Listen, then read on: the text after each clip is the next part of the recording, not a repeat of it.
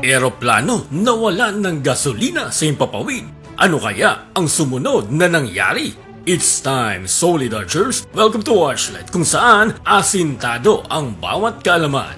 July 23, 1983, sa taas na 41,000 feet, ang Air Canada Flight 143 sa kalagitnaan ng paglipad nito ay nawalan ng gasolina. Isa itong domestic flight mula Montreal, Quebec patungong Edmonton, Manitoba, Canada. Medyo nakakakaba kung mawalan ka ng gas sa himpapawid. Mas okay pa siguro ang biyahe sa lupa kasi kung maubusan ka ng gasolina, may mga gas station na pwedeng hintuan. O kung tumirik man talaga, at least alam mo na walang kasunod na aberya. Pwede mong itulak ang sasakyan at tumawag ng tulong sa iba. Pero kapag ito ay nangyari sa isang commercial airplane, maraming buhay ang nakasalalay. Nako, magdasal na dahil hindi mo alam kung ano ang magiging sunod na mangyayari. So papaanong nangyari na naubusan ng gasolina ang eroplanong ito? July 22, 1983, ang Air Canada Boeing 767 na eroplanong ito ay lumipad mula sa Toronto patungong Edmonton,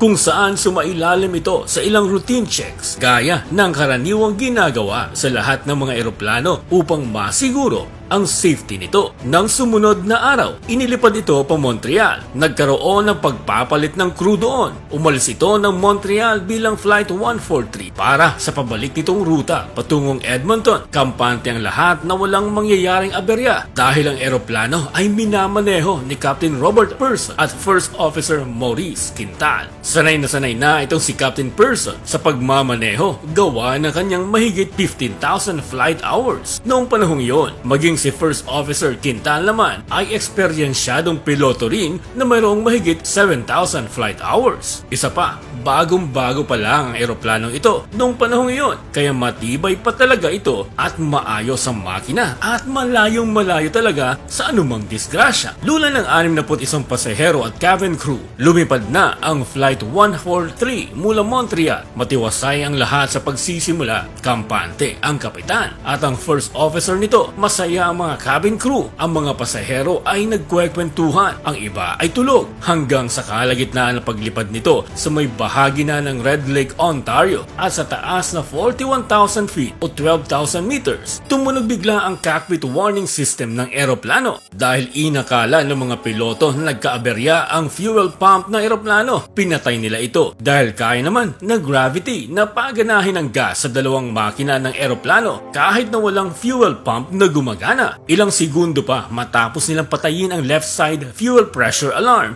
biglang tumunog ulit ang saka ng makina. Kaya imbes na dumiretso ng Edmonton, dinivert nila ang eroplano sa mas malapit na airport at ito ay sa Winnipeg. Ilang segundo pa pumalya na ang kaliwang engine ng eroplano at naghanda na ang mga piloto sa paglanding gamit lang ang natitirang makina sa kanan habang kanilang kinokontak ang mga controllers sa Winnipeg. Sa kanilang intensyon na paglanding, pinilit nilang i-restart ang kaliwang engine. Ngunit imbes na gumana ito, biglang tumunog ulit ang cockpit warning system. Nagpapahiwatig ng pagkamatay ng lahat ng makina at sinundan pa ito ng napakalakas na tunog na hindi pa nila kailanman narinig sa loob ng cockpit. Sa mga panahong iyon, medyo nakakabahala na ang sitwasyon dahil hindi inaasahan ng mga piloto ang ganoong pangyayari. Ang pagpapalipad sa ere ng eroplano na patay na ang dalawang makina nito. Kahit pa man nang binuklat nila ang flight manual, hindi nila makita kung ano ang gagawin dahil hindi iyon kasama sa training. Unexpected talaga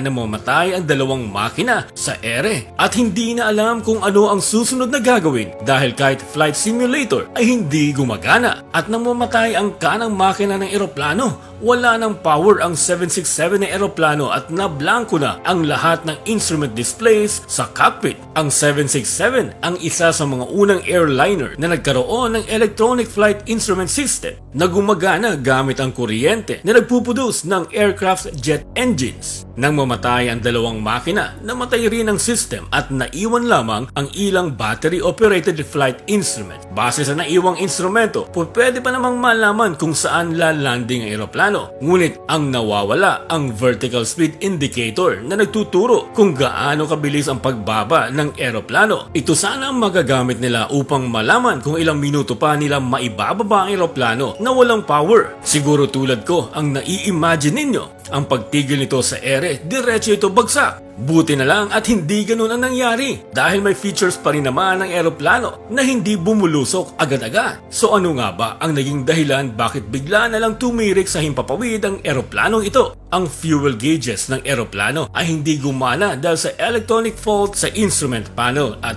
airplane logs. Alam na ito ng mga piloto bago sila nag-take off, ngunit nagawa naman nila ito ng solusyon. Nang lumilipad na ang eroplano, sinasabi ng system na mayroon pang sapat na fuel para ito ay makalipad. Ngunit ang totoo pala, kulang na kulang ang gasolina nito sa buong flight patungong Edmonton. Ang dahilan, nagkamali ang ground crew sa pagkalkula at iloload ang gasolina sa eroplano dahil imbes na kilograms ay pounds ang ginamit itong measurement. At dahil sa inakala ng flight crew na alam ng mga ground crew ang iloload na gasolina, inaprobahan nila ito. Hindi pala nagkaintindihan kung kilogram ba o pounds. Imbes na 22,300 kilograms na fuel ang ilagay, 22,300 pounds ang kanilang niload. At dahil kulang ang dami ng gasolina at ang in-input na weight data ay tama ang bilang, mali ang kanilang nakikita sa kanilang fuel gauges. So bakit nagkaroon ng hindi pagkakaintindihan sa pagkalkula ng gasolinang ilalagay sa eroplano? Nang mangyari kasi ang insidenteng ito, ang sektor ng aviation ng bansang Canada ay nasa proseso pa lang ng pagpapalit mula sa Imperial Unit patungong metric system. At una nilang ginamit ang metric system na ito sa kanilang brand new fleet ng 767 aircrafts. Kabilang na ang Air Canada Flight 143. Ngunit ang mga lumang Air Canada airplanes noon ay Imperial Unit pa rin ang ginagamit na panukat. At ito ang nagbigay kalituhan sa refueling ground team at hindi nagkaintindihan sa pounds o kilos na nagdulot ng pagtirik sa himpapawid ng Air Canada Flight 143 at ng mga oras ng kanilang planong paglanding sa Winnipeg. Binababa na ng mga piloto ang eroplano sa 35,000 feet o 11,000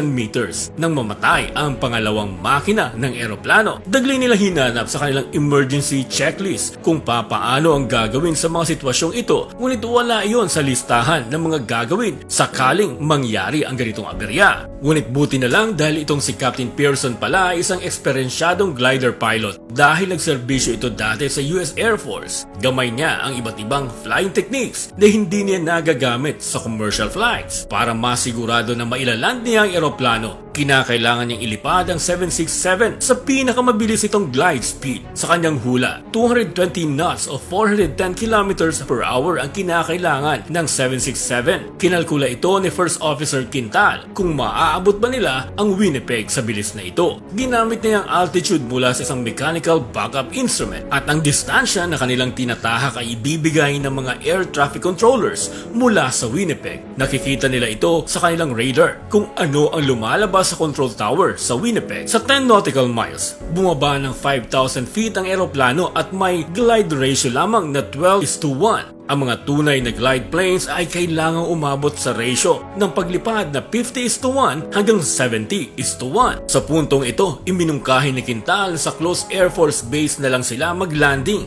ang RCAF Station Gimli, kung saan siya nagserbisyo bilang piloto ng Royal Canadian Air Force. Ngunit makalanding kaya sila doon? Nanganganib na ang eroplanong Flight 143 kung hindi pa ito makahanap ng malalandingan. Ngunit sa mungkahi ni Quintal na gagawin nila ito sa Station Gimli, medyo pamamahala na lang ang kanilang pag-asa. Ang hindi kasi nila alam, ang Station Gimli ay ginawa na palang racetrack complex at ito'y Gimli Motorsports Park na. At ng mga panahong iyon, may event na nagaganap sa Motorsports Park. Puno ito ng mga sasakyan at campers at bahagi ng runway ay ginagamit para sa karera. Dahil wala na ang main power ng eroplano, ginagamitan nila ito ng gravity drop na magbibigay daan sa gravity upang ibaba ang landing gear nito at mailak. Nag-lock ang main gear sa kanyang posisyon, ngunit ang nose wheel ay hindi. Ngunit imbes na manganib sila dahil dito, ito pa ang nagdala sa kanila sa kaligtasan. Dahil habang pinapahina ang eroplano bago ito maglanding,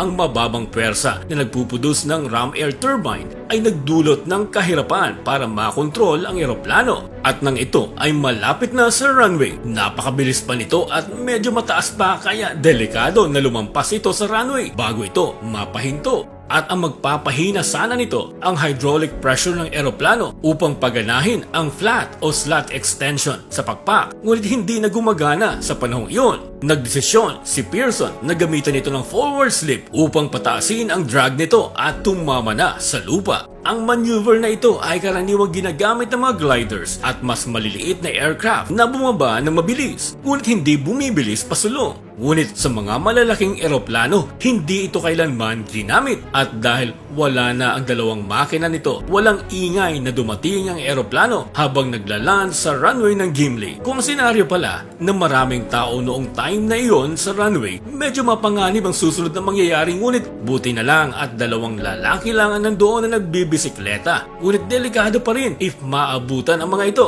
dahil wala itong kaalam-alam na may eroplanong paparating na pwedeng tumama sa kanila. Ayon kay Captain Pearson, nakita niya kung gaano ang gulat ng dalawang lalaki sa pagpapatakbo ng mga bike nito nang malaman nilang pwede silang matamaan ng eroplano. At dahil nga hindi nag-lock ang nose wheel, ito pa ang nakatulong upang mapahina ang eroplano sa paglanding nito. Nag-collapse ito at nagdulot ng pagtumba ng nguso ng eroplano sa lupa. Nag-break naman ng matindi si Pearson hanggang magasgas ng sobra ang gulong ng eroplano. Ang guardrail na naka-install sa gilid ng racetrack upang pumigil sa mga tao na makapasok sa loob ay nakiskis din sa nguso ng eroplano na nakatulong sa paghinto nito. Ang Air Canada Flight 143 ay tuluyang huminto sa grounds 17 minuto matapos itong maubusan ng gasolina, at laking pasasalamat ng lahat, ligtas ang lahat ng 61 pasahero at cabin crew, maging ang mga tao sa racetrack na magkahalong takot, mangha at gulat ang nadarama ng panahong iyon. May kaunti lang apoy sa nose area ng eroplano na dagli namang naapula ng mga fire extinguishers. Sa report ng Aviation Safety Board of Canada, napanagot ang Air Canada Management sa kakulangan nito sa pangkaligtasan sa kanilang mga aircrafts, ngunit